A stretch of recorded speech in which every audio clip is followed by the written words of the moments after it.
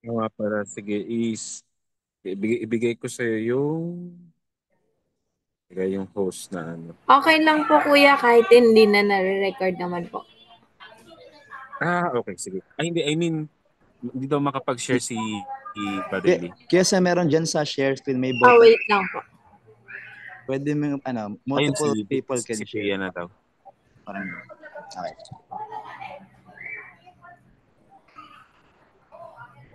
Ikaw na, Pia, no? Ikaw ang host kuya kaya ikaw po makakapag-allow nung multiple participants can ano Yeah, po. can share. Nakalagay dito lang kasi allow multiple pin. Iba to, di ba? Apo, yan po yun. Dun sa may Ito share yun, button, allow kuya. multiple pin. Okay, so can you, wait lang. Ah, Ayan, try mo daw, Lee pala, sorry. Nakapag-share ka na, Lee? Try ko po. Ayaw pa rin kuya. Only the host can share. Okay, wait lang. I-ano ko na lang, ikaw na lang yung gawin kong host. Ay, sige. Ayan. Ayan, I think okay na yan. Alright, so okay na po. Nakapag-share na ako. So yan.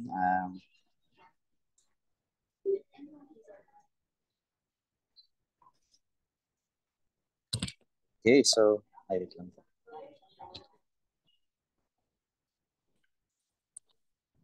Ayan, so again, hello everyone. So, I praise God for this opportunity po to share the word for tonight. So, yun nga po, nabanggit ni Kuya Sam, our theme for this month, for March, is setting goals and learning from the past.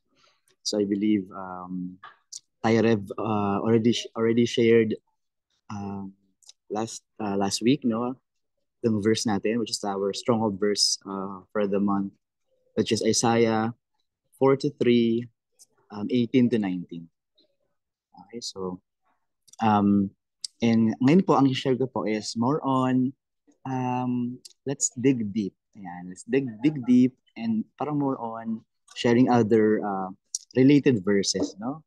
Dito sa ating theme, right? So, paano ba mag-goal set, di ba? Na anchored sa word ni Lord.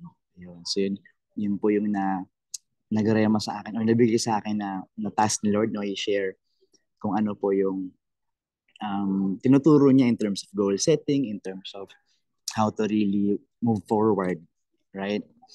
Okay, so ayan, simula po tayo. So konti muna pong question or icebreaker. Ayan. Ayan. So sa mga nag-drive po dito or sa mga mga nag-drive, meron po ba dito? So, have you ever tried driving while constantly looking in the rear view mirror? Okay, so what would happen if you did? So, yun yung parang icebreaker question natin, no? Diba? Kasi imagine niyo sa mga nag-drive po, no? Kung you constantly look in the rear view mirror, siguro mga 90% of the time, right? Um, Tapos yung mirror mo sa harap, yung, di ba, yung nasa harap mo, hindi ka nakafocus, laging sa likod. What can happen? Diba? Unimaginable things can happen. Like, unpleasant things, worst case scenario, tragedy can happen. Ayaw natin nun. Pero yun, parang ganun din po sa life natin, ano?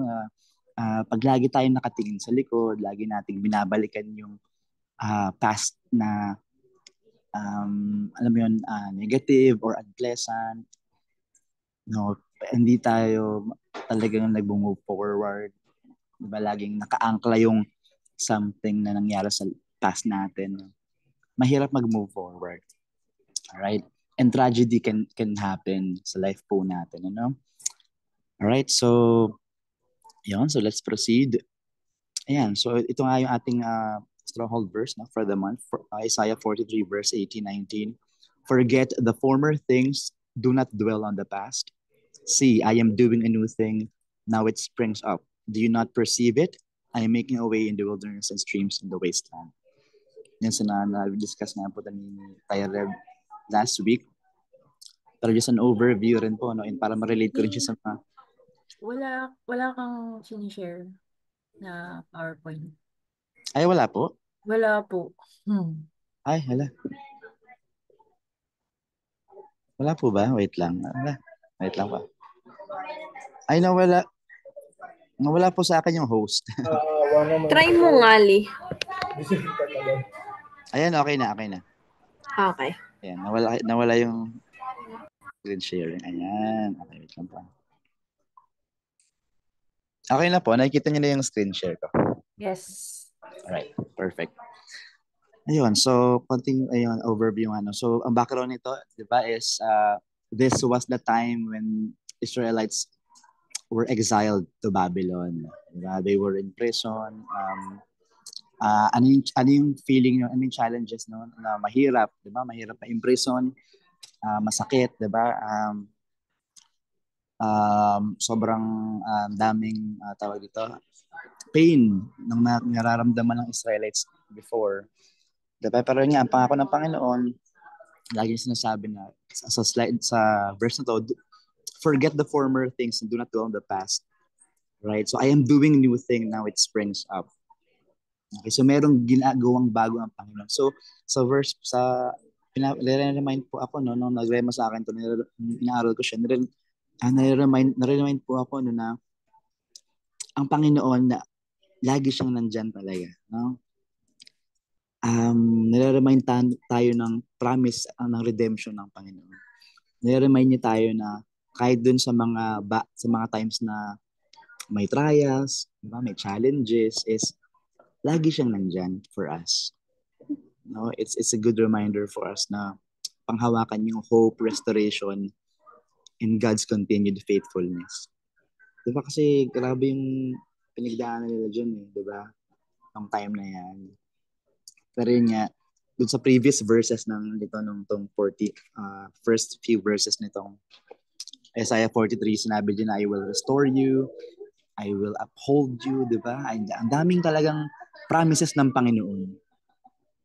Right? So, ang sarap isipin na ang Lord talaga hindi niya tayo papabayaan talaga, no? So, based nga rin po sa mga testimonials kanina, na-blessed rin talaga po ako. No? So, pahupurihin po ang Panginoon. Okay, so, proceed po tayo sa ating sharing about sa mga related verse naman. So inano ko po siya ng acronym na LOG. Okay, log in.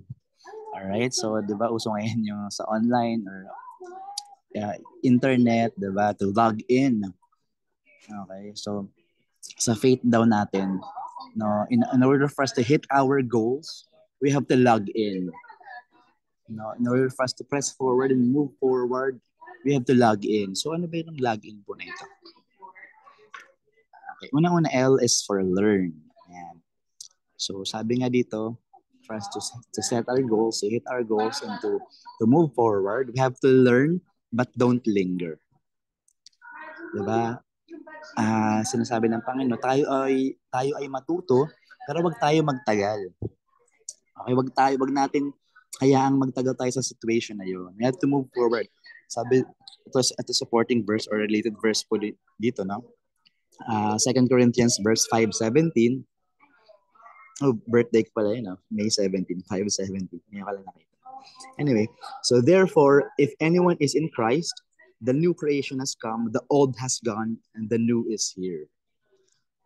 No? So, niremind tayo ng Panginoon dito na kung ano man yung past natin, yes, pwede nagawa natin yun. Yes, pwede nagkaroon tayo ng mga mistakes, nagkaroon tayo ng mga wrong decisions, wrong actions, sin sa Panginoon, sin sa sarili natin, sin sa mga tao sa paligid natin, 'di ba? Pero wag nating hayaang i-define tayo ng mga mistakes na 'yon.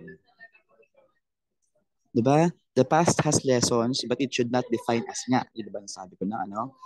So kasi iba, 'di ba? Ako ganun din po rin ako before na parang dahil ito yung ginawa ko dati, ito na ako. Dahil ako ay ganito, ganun na ako forever, 'di ba? Hindi naman po tayo bato or lamesa, no, na hindi nag-upgrade, na hindi natututo, na hindi nag-grow. Ay, nawala po uli yung sharing ko. Ay, nawala. Ayan, okay. Sorry, nawala pa. Diba? So, we are all human na pwedeng mag-grow, pwedeng magbago. People change, diba? Ang pangat lang, people change for the not better. for the, diba, hindi better. We always change, but it's our responsibility. It's our we should be intentional to change for the better. Diba sabi nga ni Michael Jackson, ano yan? If you want to make the world a better place, take a look at yourself and make a change. Diba? So kailangan sa atin talaga nagsimula yung pagbabago. And ayun nga, sinabi na nga ng Panginoon, di ba? Nung tinanggap natin siya as our personal Lord and Savior, we are already created as new. No, hindi refurbished, hindi like new, hindi ni-repair, kundi new, brand new creation. So yung old self natin, old soul natin, old ginagawa natin, hindi na tayo, binagong tayo, new creation na tayo. Right? Once we have accepted Him as our personal Lord and Savior. So, kailangan lang tayo ma-remind. No? Minsan po, kailangan natin ma-remind. Makakalimutin ang mga tao di ba? Kailangan lang ma-remind. So, very important talaga we attend these devotions, these fellowship, we attend church service. Di ba? We talk to our spiritual leaders, mentors, pastors, na para tayo ay ma-remind po sa mga bagay na ito. No? Don't linger. Wag kang mag-stay dyan. Sabi nga, okay lang, daanan mo problema. Wag mo lang tambayan. Yun po, di ba? Wag lang natin tambayan. Kasi hindi talaga tayo mag-move forward pag tayo ay nakatambay lang doon. Diba? So learn from the mistakes, get the lessons, but move forward. No, yung identity nga natin hindi siya tied up doon sa ating past. Diba? Or even sa past successes natin, diba? Diba? God wants us to grow, not remain where we were. Ako na-remind po ako doon na hindi lang siya sa past mistakes, sa past successes rin. No, kasi pag nag-settle ka na sa past success mo, pag okay na ako, ganito na ako, na-achieve ko na yan, etc. Wala na, anong next? Right? Ang Panginoon binigyan tayo ng unlimited blessings, 'di ba? Tayo ang heir or inheritor ng kanyang walang hanggang kapangyarihan at kayamanan. No, so kailangan we always have to goal na mag-excel po tayo sa buhay po natin, 'di ba? So ang sarap lang isipin na meron tayong Panginoon na ganun mag-isip para sa atin, lagi tayong pinupush to excel, 'di ba? Pinupush to grow. Right? Amen po ba doon? No? Okay, so yun po, no? So meron tayong reflection or question, no? So based doon, so what did I learn? Okay, ano ba yung natutunan ko dun sa mga past mistakes ko or past failures or nakaraan ko or past successes, 'di ba? Yun ang kunin natin. What did I learn? Ano yung natutunan natin? 'Di ba? And how can I use this lesson to grow? Yun po yung ating may iwan na reflection. Ayan. So, assignment ba ito? So, kayo po, no, kung meron po kayong journal, pwede niyo isama niyo po sa isa inyong journal na pwede niyo sagutin, di ba? What did I learn and how can I use this lesson to grow? Diba? So, and ipag-praise the Lord. Nagabayan po tayo sa kasi yung learning natin dapat naaalala natin yun. Dapat na-remind tayo, ano ba yung learning? Parang di natin ulitin yung pagkakamali, di ba? Sabi nga isang tao na malalaman mong natuto siya kapag hindi niya na ulit. Tama po ba? Or natuto siya sa pagkakamali niya. Diba? Although minsan, talagang merong enemy na inaatake talaga tayo, na grabe ang attack of the enemy nowadays talaga, no? Lalo sa internet, ganyan. Marami, pwede kang ma-influensyahan talaga ng mundo, no? Because the devil is still is working, 'di ba? Working hard, triple hard pa nga, 'di ba? Dahil tayong mga Kristiyano talagang we really push harder to expand or advance the kingdom of God here on earth. Kaya triple action din yung kalaban. So we have to really be intentional na tayo ay magpalalim pa sa Panginoon, spend quality time with Him. No, through Bible reading, through meditation, prayer, syempre, fellowship like this. Para tayo ay natututo na hindi na natin maulit yung ating mga sin, mga pagkakamali po natin. No? Although andun nga yun, magkakasala tayo because this is still a sinful world. Pero ang drama ako dyan is, kaya nating labanan, di ba? Sabi nga, temptation, hindi yan sin pa. Tama po ba yun? Hindi pa siya sin. pag nag-dive in ka na sa temptation, doon na siya magiging sin. Diba? So if hindi tayo na-remind na tayo ay new creation na, diba? Nakalimutan natin yun, diba? Pwede tayo mag-dwell sa sin. Right? Pero hindi, diba sabi sa Corinthians, we are a new creation na hindi na in the likeness and image of God, diba? Now we should act on His righteousness. Okay? Alright, so praise the Lord, no? Sa ating first reflection or first pointer. Ang next naman natin is, ano kayo? Ayan, observe. Okay, observe and set the right kind of goals. Ayan. So kailangan, pag mag-set tayo ng goals o mag-set tayo ng gusto natin sa buhay, diba, dapat ino-observe natin tama ba? Diba, nakaangkla ba sa salita ng Panginoon? Will ba ito ni Lord? Alright, sabi nga dito sa Philippians 3:13-14, but one thing I do, forgetting what is behind and straightening toward what is ahead. I press on toward the goal to win the prize for which God has called me heavenward in Christ Jesus. Diba? So nag-rema sa akin dito na ultimate goal, diba, is to really be with God, diba, with the Lord in eternity. Okay, yun talaga yung ultimate goal natin na makasama ang Panginoon. So, kung hindi tayo nagpapalalim sa Lord, di ba, pwede tayo maagaw ng kaaway. Mahirap. Di ba? Hindi natin masabi kung anong pwede mangyari, di ba? Pagdating lang ni Lord, di ba, sabi nga ang gusto natin pagdating ng ng second coming, gusto natin na masabi niya sa atin, well done, my good and faithful servant. Di ba, gusto natin na naglilingkod tayo sa Panginoon, pinupurit, niluluwalhati natin siya pagdating niya. Diba? Naglilingkod tayo sa Kanya, right? So kung hindi na ayon sa Panginoon yung mga goals and dreams in life natin, 'di ba? Mahirap, 'di ba? So ayan. 'Di ba? Sabi nga rin diyan, not all goals are created equal, 'di ba? Some are centered on personal ambition rather than God's purpose.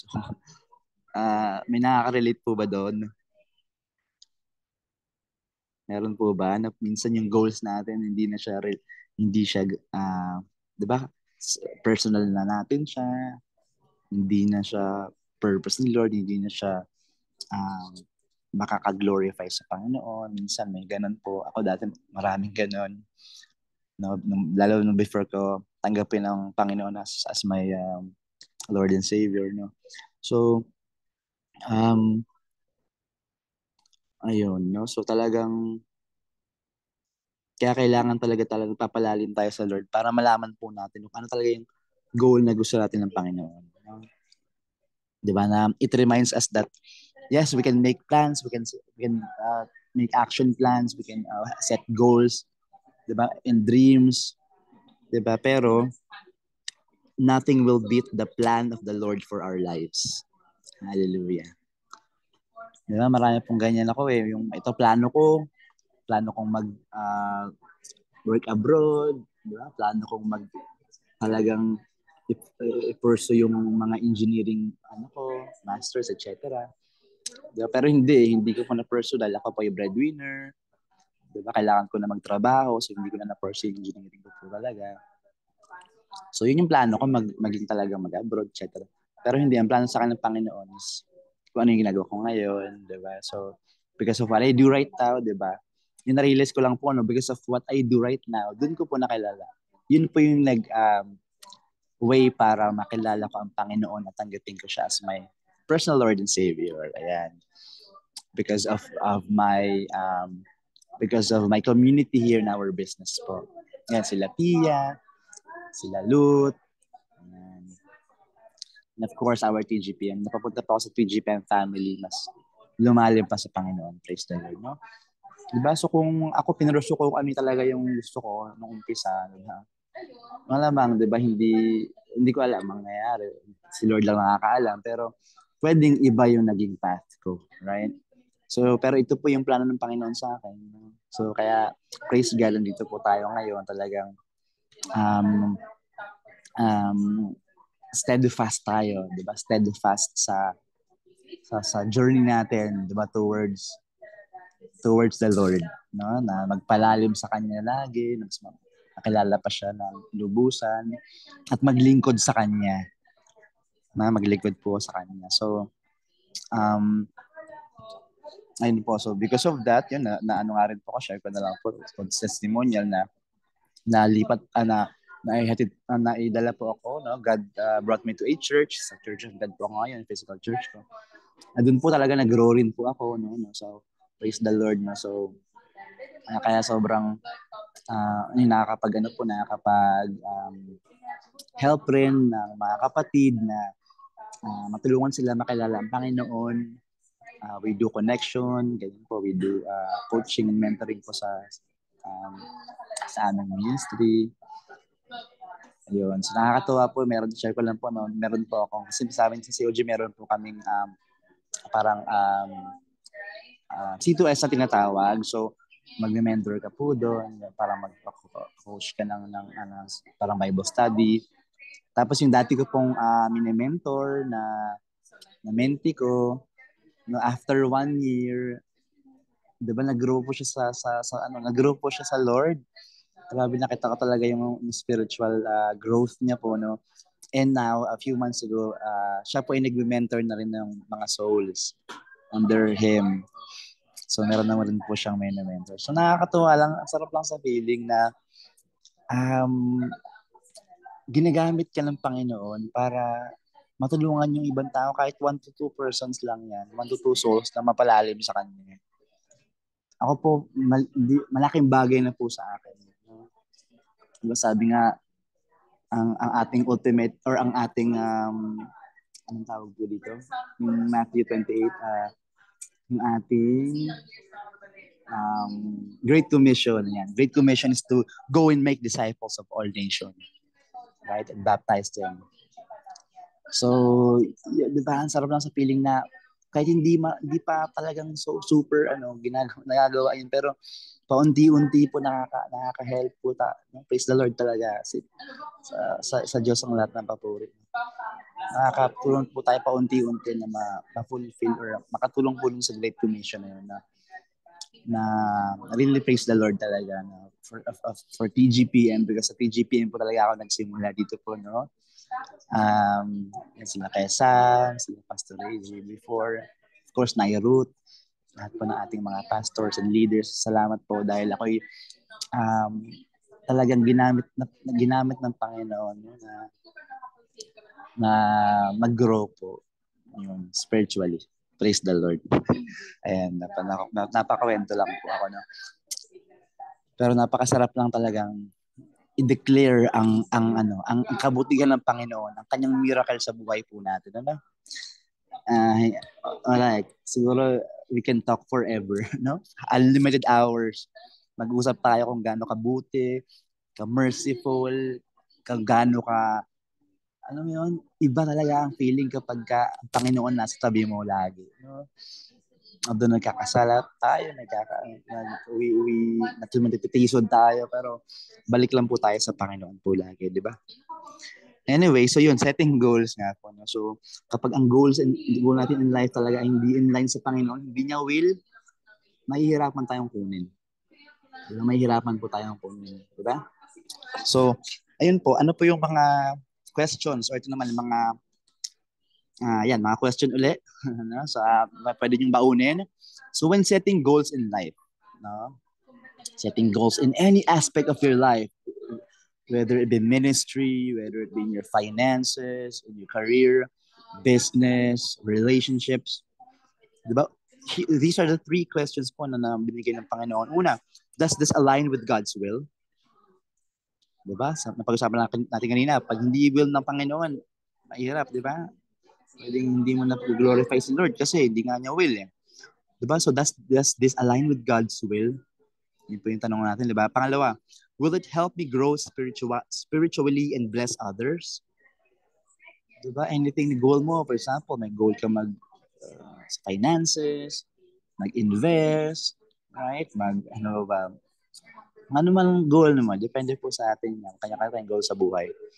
So will it help me grow spiritually and bless others? And last, have I prayed about it and sought wisdom? Yun ang pinaka-importante, which is, ako guilty po ako, no? Before, ganun din ako, na parang, gumagawa muna ako ng decision before I seek prayer from the Lord. Or seek wisdom from the Lord, no? And then, saka na lang ako magdadasal kapag to validate that decision, no? Ayan, so, papaluin tayo ni Lord pag ganun. So, dapat talaga na we seek first. Di ba nga sabi nga sa Matthew 6:33, seek first the kingdom of God. Diba? Seek Him first eh. Sa lahat naman po ibibigay sa atin. Ano? Kailangan lang nating ma-remind ulit. Ma-remind na unahin talaga si Lord. No? Na unahin siya muna. Siya ang first resort, hindi siya ang last resort. Tama ba yan? Siya ang first resort natin. Sa lahat ng decisions natin, sa lahat ng actions, sa lahat ng ating mga choices. Especially mga big decisions. Si Lord talaga dapat muna, no? So, kailangan pag-pray talaga na, Lord, give me that desire to always seek you. Diba? To always seek your presence. Diba?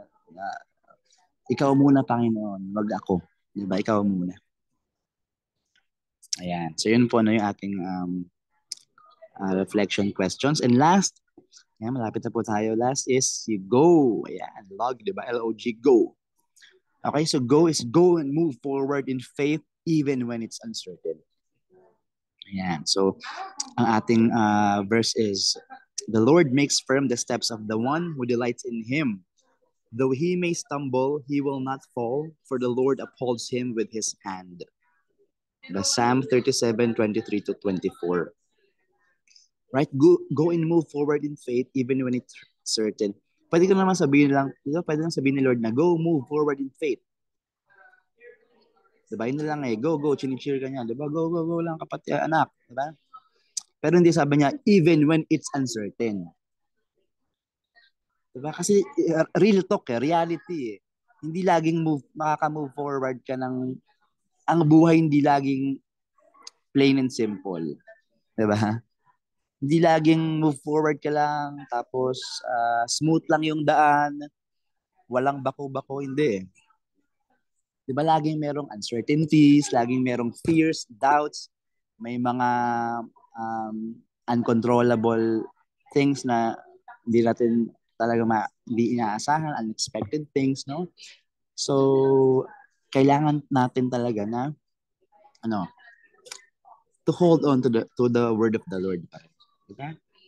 Sabi niya sa Psalm 37:23-24, the Lord makes firm the steps of the one who delights in Him. No? So kahit daw talaga yung ating mga dinadaanan, uncertain, fearful tayo, doubtful tayo, diba? Just delight in Him. Diba sabi niya Psalms 37:4, delight in the Lord and He will give you the desires of your heart. Amen? Delight in Him eh. Diba? Ano yung delight? Ano ba meaning ng delight?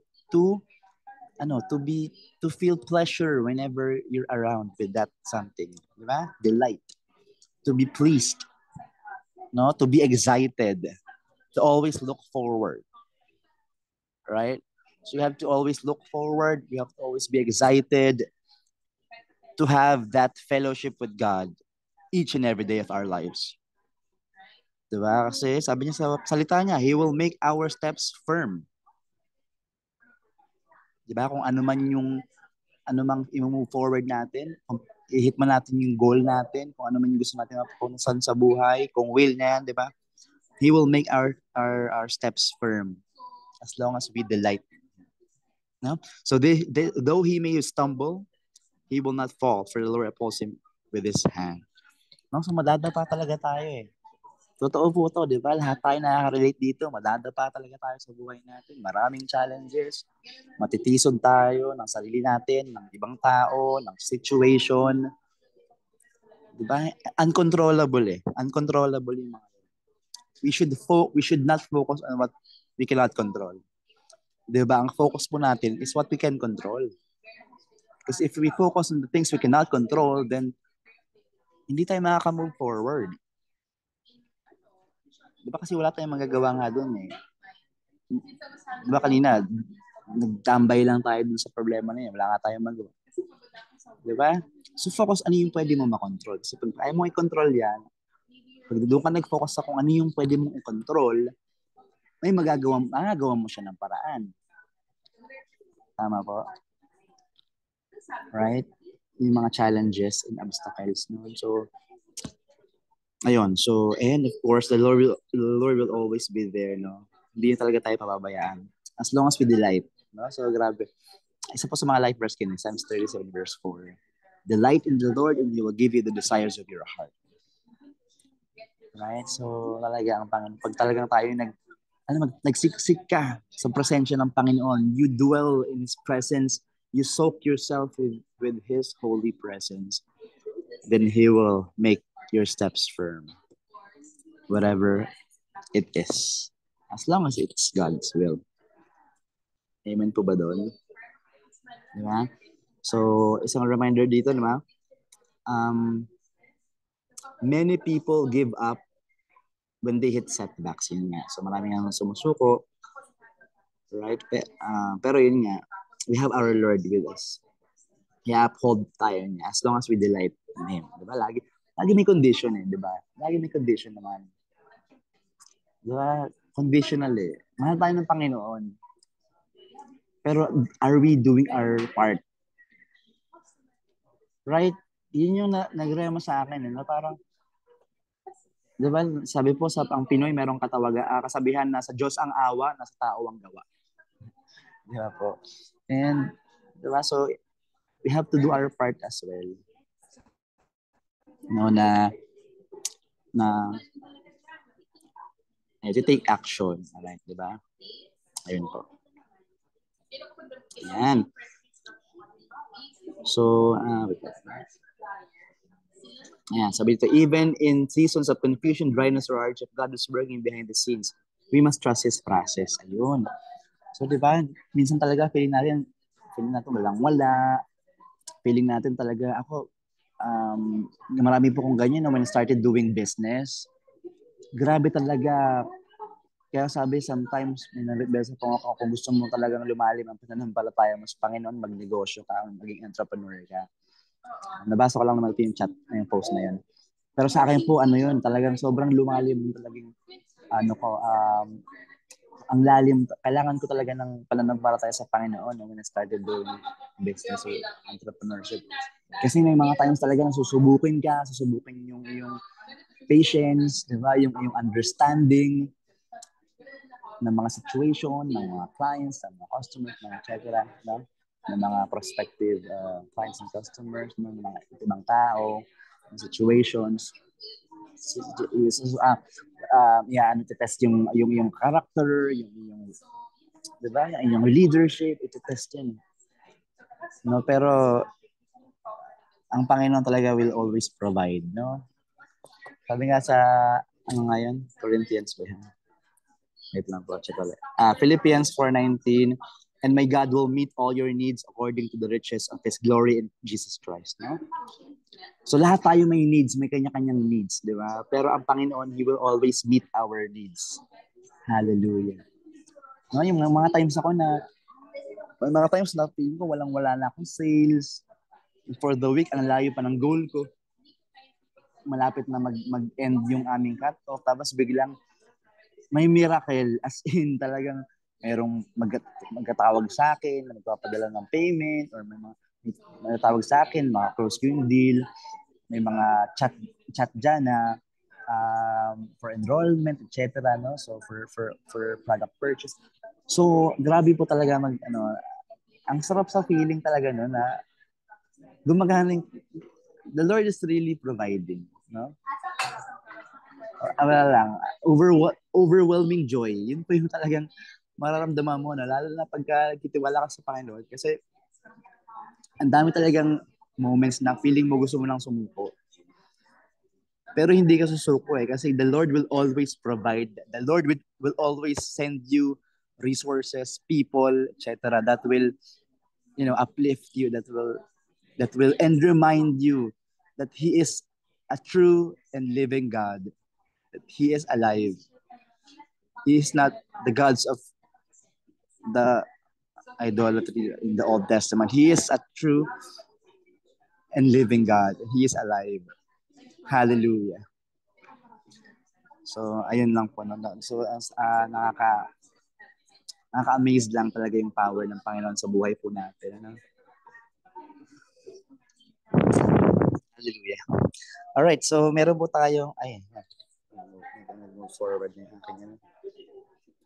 Okay, so questions po natin dun sa ating third point is, when facing challenges in pursuing a goal, ayan, di ba? So challenges. So may mga challenges in pursuing a goal or any challenges, kahit di ka pursue ng goal. The question, number one, what is God teaching me through this? Di ba? Ano ba tinuturo ng Panginoon? Ako po dati, share ko lang, lalo nung bago ko makilala ang Panginoon at tanggapin ko siya bilang aking Lord and Savior, lagi akong mareklamo na parang, bakit ba nangyayari sa akin to, Lord, ganyan. Diba? Bakit ba nangyayari sa akin to? Tapos tinanong ako ng friend ko dati, so kanino mo gusto mangyari? Sa akin? Or sa kapatid mo? O sa katabi mo? Ganun. Joke lang po. Pero, lagi yung tinatanong, bakit sa akin nangyayari? Et cetera. Ang question pala dapat, Lord, ano ba yung gusto mo ituro sa akin sa challenge na ito? Diba? Ano ba yung gusto mong ipahiwatig? Ano ba yung message mo? Bakit nangyayari ito? Diba, nag-away kami ng karelasyon ko. Ano ba kailangan ko, Lord? Kailangan ko ba ng patience? Kailangan ko ba ng understanding? Diba? Laging, ano ba yung kailangan? Hindi bakit. Or hindi parang more blaming. No? So, ganun na dapat yung mindset po. No? Talagang na-remind po ako ng Lord na kailangan isipin natin, ano ba yung gustong sabihin ng Panginoon sa mga nangyayari na yun? Challenges, kahit mga successes, di ba? Kasi minsan, pag mayroon tayong achievement, minsan, di ba, ako before, sobra na, hindi ko talaga naaalala si Lord. No? So, kaya minsan binabawi. Right? Even in the successes, ano ba nare-remind sa akin ng Panginoon? No? To always be grateful, to always be humble, and to always glorify Him. Diba? He is the creator. He is the owner of this world. He is the owner of all the riches, the achievements, whatever we have here on earth. We are just stewards. He is the owner. Tagapamahala lang po tayo. Diba? Tayo ay taga-manage lang. So dapat siya lagi nag-glorify. No? All glory and honor belongs to our Father in heaven. Number 2, is there something I need to adjust or surrender? Diba yan? Ano ba yung kailangan ko i-surrender, Lord? Nangyayari ng problema to, ano ba kailangan ko i-adjust? Sa pag-uugali ko ba? Sa character ko ba? Sa kung paano ba ako makitungo sa tao? Sa personality ko? How I project myself? Sa mindset ko ba po? Sa actions ko? Ano kailangan ko surrender? Diba? Next, how can I rely on God more in this situation? Diba? Paano ba ako mapapalapit sa Panginoon lalo dahil sa sitwasyon na ito? Pag may challenge. No? So yun nga, lagi talaga tayo mapapalapit sa Panginoon kapag may challenge. Diba? Sabi nga, when we are weak, we are strong.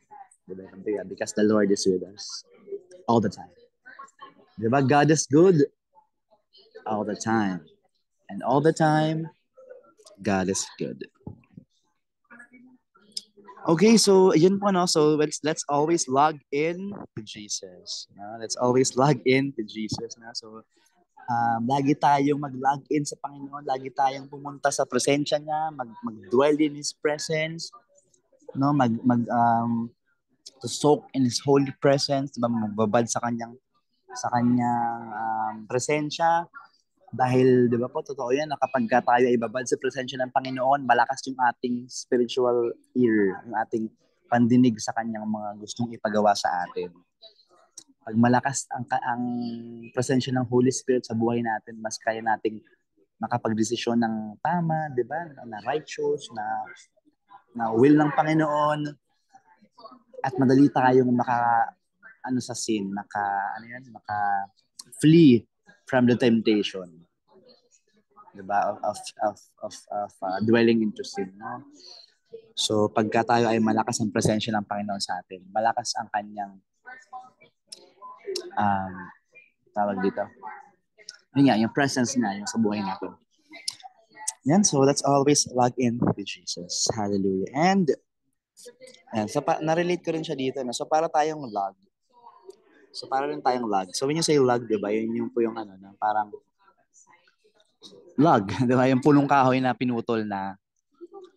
So para tayong log na ano, na alam mo yon sa daily life natin na lumalangoy-langoy tayo. So it's like floating down a river. Diba, lumalangoy tayo sa buhay, we move forward, no? But we always have to log, diba? Learn, observe, and go. Kanina, diba? So learn, observe, and go. Always for the Lord, no? So, yun nga, so we move forward and not backward with God's direction. Ayun. Okay, so yun lang po ang sharing for tonight. So, hallelujah, Heavenly Father. Salamat, Panginoon, for the opportunity, Lord God. Salamat, Lord God, for na tinago mo ako sa iyong likuran, Panginoon. Thank you for the spiritual anointing, Panginoon. Salamat, Lord, na hindi mo ako pinabayaan, Panginoon. Salamat na iyong salita na mutabi sa aking mga labi, Panginoon. Salamat, Panginoon, na ginamit mo ako, Panginoon. Ginagamit at patuloy na gagamitin, Panginoon, na makatulong for the advancement of your kingdom here on earth, Lord God. Lord, I pray for the lives of all the people here, aking mga kapatid, sa pananampalataya sa TGPM, na Panginoon, patuloy mo kaming gabayan, patuloy mo kaming ingatan, Lord God, and hayaan mo, Panginoon, na lagi kanaming hanapin to always log into Jesus, Panginoon, to always be present, to always seek your presence, Lord God, na matuto kami sa pagkakamali namin, huwag kami mag-dwell, at lahat ng goals in life namin, Panginoon, is naka-anchored sa word mo. May your will be done, Panginoon. And for us to move forward with your guidance, with your presence, Lord God. And nawa lagi namin magkaroon kami ng delight to seek you every day, to soak ourselves with your holy presence every day, Panginoon. Salamat, Lord God. All of this I pray in the mighty name of Jesus. Amen and amen. Back to you, Kuya Sammy. Amen. So praise the Lord. So thank you, Brother Lee, for sharing God's message for tonight. And then tayo po ay dadako na sa ating keeper, no? So before we go sa ating mga leaders, so wait lang po So batiin